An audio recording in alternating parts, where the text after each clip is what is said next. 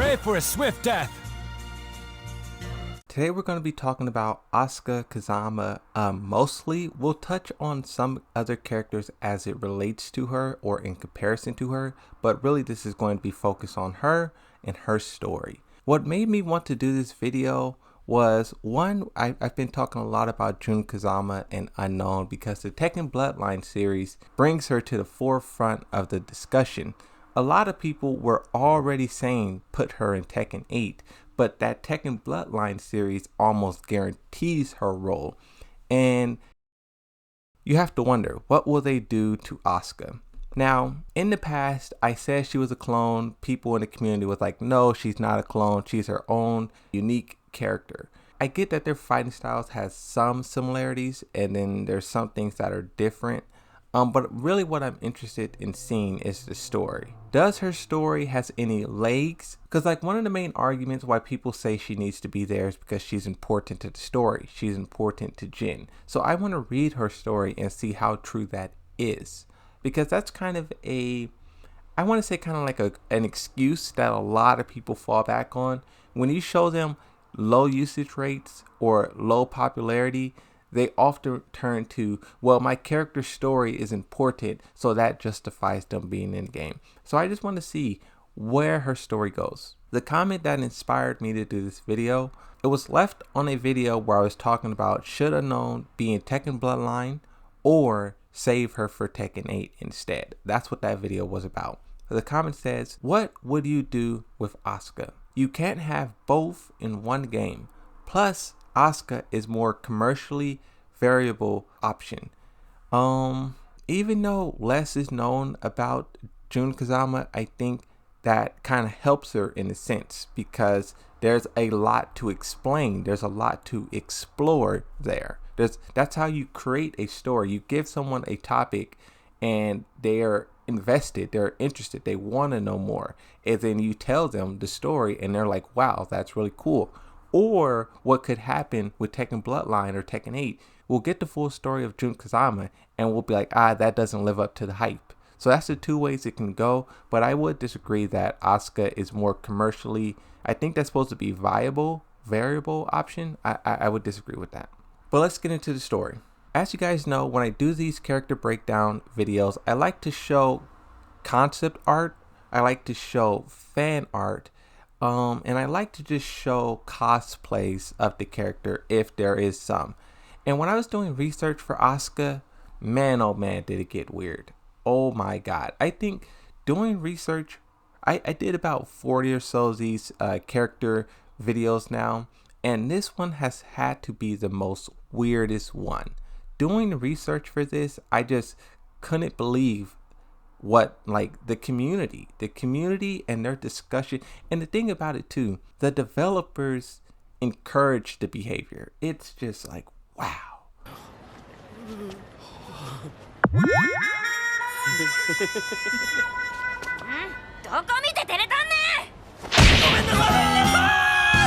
I won't focus on it too much, but it's definitely was some odd things that I saw. Getting into the trivia though, one thing that I thought was interesting, it says Asuka is the fourth character to appear as a student and is the first one that isn't a student at Mishima High. In the Tekken Pachinko slot, second, however, she and Lily are in Mishima High along with Ling. This isn't canon, however. What's really interesting about Mishima High, I wonder, there has to be some sort of significance there. The Mishima Zaibatsu owns this high school. What role does it play? And I hope that will be explored in Kunimitsu's story. The known list of students that went there, Jin, Ling, whoever that is, and then Kunimitsu went there and she was undercover. And I wonder, is this a normal high school or is this one of those like private high schools where you're selected for a specific purpose and you hone that aspect? So once you graduate, you can do that. Like, for example, there's high schools that focus on football. There's high schools that focus on acting, stuff like that, right? Becoming like a firefighter or something. I don't know. But here's the list of known students. Some possibly, some non-canon, but let's move on. Jumping into the actual story now, it starts from Tekken 5, goes to 6, and goes to 7. I will read all of it, starting with Tekken 5. It says, ever since she was a child, Asuka has received training in the Kazama-style traditional martial arts from her father. Born with a strong sense of justice, Asuka was well known around Okasa for breaking up fights in the neighborhood. Upon returning home one day, Asuka found pupils of her father have been roughed up. She learned from her father's pupils that an unknown Chinese man showed up at the dojo, severely beat them up, and put Asuka's father in the hospital. That unknown Chinese man is Feng. Now, I don't know why Feng Wei did this. I don't know if the story will explain it, but he showed up there. Maybe he was just challenging the dojo master. I don't know if you guys ever seen like those. I think Ip Man 1. They had a karate dojo like down the street. And then or it wasn't down the street, but it was like another big one, right? They came to Ip Man's town, and they was like, "Where's your best fighters?" And then at first, Ip Man didn't want to fight, but then he eventually fought. So that's kind of the vibes I'm getting from that. If you guys saw Ip Man, you know what I'm talking about. Several days later, an Interpol detective from Hong Kong came to investigate the incident. I'm guessing that's Lei Wulong. I know he's a detective and he's from Hong Kong. Mentioning that the suspect is most likely planning to enter the King of the Iron Fist tournament. Upon hearing this, Asuka decides that she will now enter the tournament. This is the thing. I briefly mentioned this in the Gigas and Katarina video, but how people are entered into this tournament is kind of odd. Like the Mishima Zaibatsu will send some people an invitation, and then some people, they could just walk up and just sign a paper and just go in. There is kind of mixed messaging with that, and I don't know, that's just something that I'm noticing more and more of. Some people are invited, some people just show up, but that's pretty much it. That's how her rivalry with Feng starts. Now, I thought it was always kind of weird. Why Feng? You have this very serious martial arts master. When you look at Feng, he's intimidating. He looks like he is a master. He plays no games. And for someone like that to be, beefing with a child, to me that didn't make sense. But I guess reading this story, it makes a little bit more. Like I said, I still don't know why he showed up there. But if I had to take a guess, he probably was just challenging the leader of that dojo. And he probably beat him up. And then all of the students probably tried to defend him. And he beat them up too. That's just my guess. Knowing Tekken, it probably has to do with revenge. And the Mishima Zaibatsu sent him there. And, it's a whole ordeal. But that's my guess. Jumping into Tekken 6, Asuka entered the King of the Iron Fist Tournament 5 in order to avenge her father, who was injured by Feng Wei. But to her dismay, he was nowhere to be found. And as the tournament ended, she returned to her calm and normal life disappointed. This is the thing, right? I don't understand, why do people enter the tournament for revenge? Her father got beat up by this random dojo person, and she joins in the tournament to try and beat him up. Why don't you just go to his dojo and beat him up? Why do you have to go this, let me go in the tournament to try and get revenge? Oh, I didn't get matched up with him out of the 80-something people who entered. Now I'm sad. Like, some people, their reason for joining the tournament just doesn't make sense. He went to your dojo, just go back to his dojo. However, her life didn't stay peaceful for long, as Asuka discovered that Jin Kazama was the man responsible for the terrible war going on all over the world. She enters the King of the Iron Fist Tournament 6 in order to capture Jin Kazama. Like this makes sense. Jin Kazama at this point in time is a global threat. He is, causing world wars. It's very difficult to get a hold of someone like that. He can go anywhere at any point in time. It's very difficult to lock him down. And the King of the Iron Fist tournament, he's going to be there, or he's going to be in it. So you can try to go there, and this one makes sense. Going there to find a random martial artist doesn't. ちょっとあんた、この辺で中国人憲法家見んかった？こってあからさまに中国武術いう感じの。おったお前やろ絶対。 In her ending in Tekken 5, there was a moment there where, well, one, that ending's kind of weird.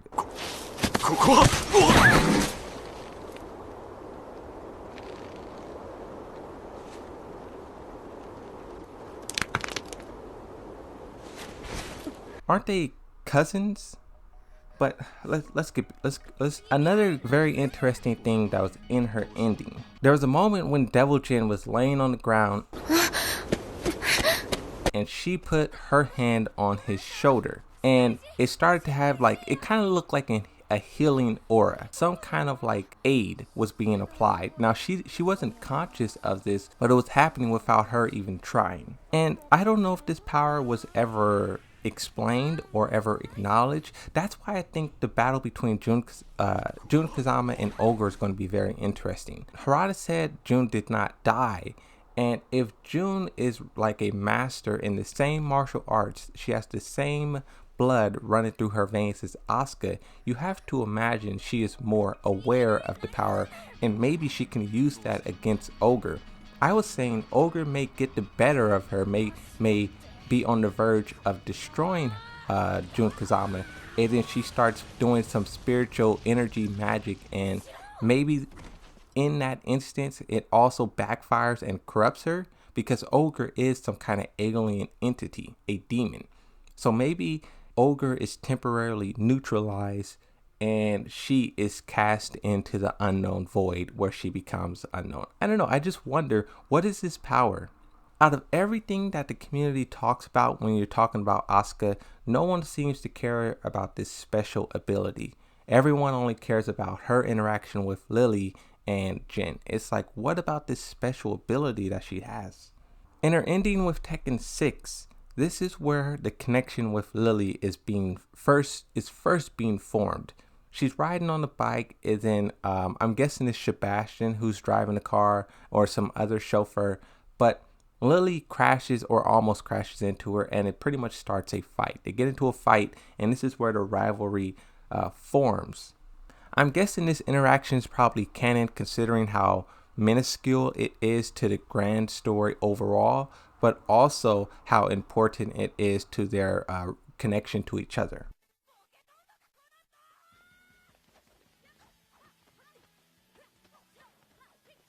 Going into Tekken 7, it says, since they first fought at the King of the Iron Fist tournament, Asuka felt that Lily was taking the whole rivalry nonsense a little too seriously. Something that just clicked in my head. These are children. How are children allowed to compete in the King of the Iron Fist tournament? The King of the Iron Fist tournament is the most craziest tournament I ever seen. You can have people show up with guns. You can have children fighting. You can have anything goes at the King of the Iron Fist tournament. That is crazy. This is like some backyard knuckle brawling. It's crazy. Asuka recalled Lily's phone call out of the blue a few days earlier. Hello, Asuka. I am sure you have heard the news that the King of the Iron Fist tournament is starting again soon.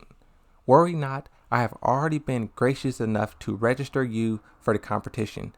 No trying to weasel out of it. You hear? I am ever so looking forward to fighting you. This is what I'm talking about. You have one person signing up another person to fight at the tournament. This is just wow. Anything goes. Anything goes at the King of the Iron Fist tournament. It's actually, I'm all for it. Let the chaos continue. Forget all of the consistency. Let the madness flow. This is crazy. This is crazy. As Asuka let her rage towards Lily's presumptions fly down the phone, Lily hung up. Fed up of being treated like a rich girl's plaything, Asuka thought that maybe if she beat Lily, the conceited little princess would leave her alone. Then again, maybe not. Asuka wondered how she could resolve the situation, but came up with nothing. Eventually, she decided to go along with Lily's plan to enter the tournament. What happened to her looking for Jin? I mean, I guess he went missing, and they were talking about it all over the news, so what can you expect a child to do, I guess? But Inner ending for Tekken 7. Lily and Asuka both fight in the tournament. Now I think Asuka wins. I think it's confirmed that Asuka wins. That is the canonical ending to their match. Asuka wins, and at the ending, Lily gets up and she starts saying a whole lot. She's just talking and talking and talking. Hein? Détends-toi. Tout est réglé. Je viens d'acheter ta maison et ton dojo.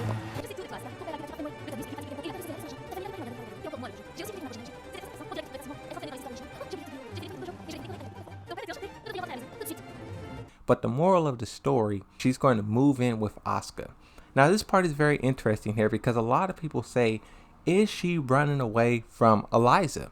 Eliza popped up, she's this vampire, and Lily is kind of afraid of that. Maybe she's not really afraid of the vampire aspect, but maybe she's afraid of the heritage, because a lot of people wonder, is Eliza related to Lily?